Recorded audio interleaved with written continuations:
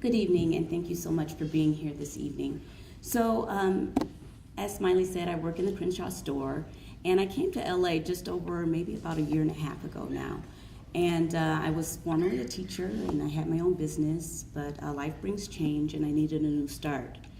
So I came to LA, and I got a job at Walmart, and my experience as a shopper was completely different than my experience as a worker.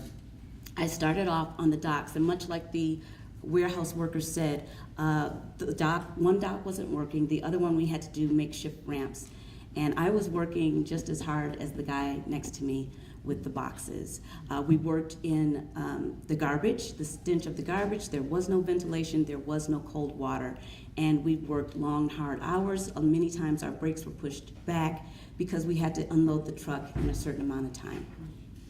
Well, as Walmart says, you don't have to change company to change jobs. I did move up pretty fast. I became a support manager within about 3 months, but I realized that the problem was not just with the docks. It's a systemic problem throughout the store, and the elevators weren't working. We didn't have working equipment. We didn't have enough people to stock the store and or do the jobs that they asked us to do. Walmart's own system, the My Guide system, for those of you who work for Walmart know this system, but those of you who don't, it's a computer-based system that says you need a certain number of hours to complete a job. So if the job requires 20 hours to complete, and you only work 8 hours, how much do you really think you're gonna get done? And then they're gonna judge you on productivity. And so this happens day after day, night after night. We just don't have enough people to complete the work. And the work backs up, and everybody starts pointing fingers at each other. Well, it was the first shift, no, it was the second shift, oh, it was overnight, it was this manager, it was that manager, it was that worker, it was this situation, and no, it's Walmart. It's time to change.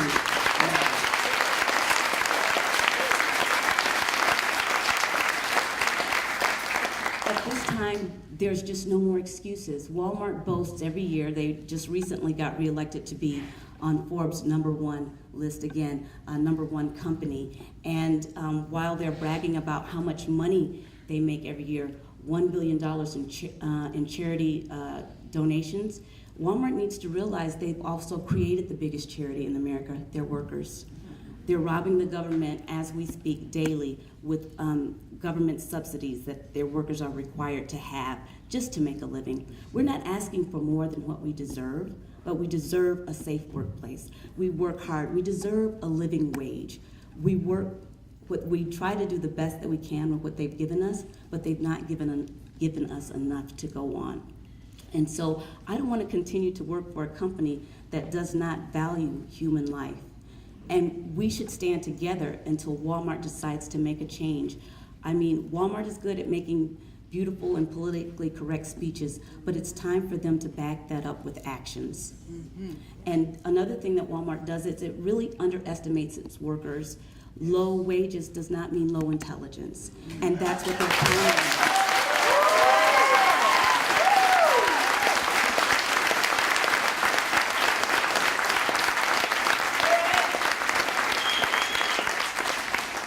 And that's what they're counting on. They're thinking that, well, they're not smart enough to get it done, or they're not smart enough.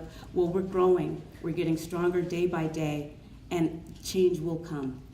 The other thing that I wanted to say, because I know we're in a time constraint, is that some news that came in just yesterday from the Anaheim store in California, 8 workers had to go home or were hospitalized or had medical attention because there was a refrigerator leak, and either part or all of the store was evacuated. So Bangladesh is not thousands of miles away. It's right here on our soil. Mm-hmm. And Walmart needs to be accountable for that. So when one worker is injured, we're all injured, and Walmart will be held accountable. Thank you.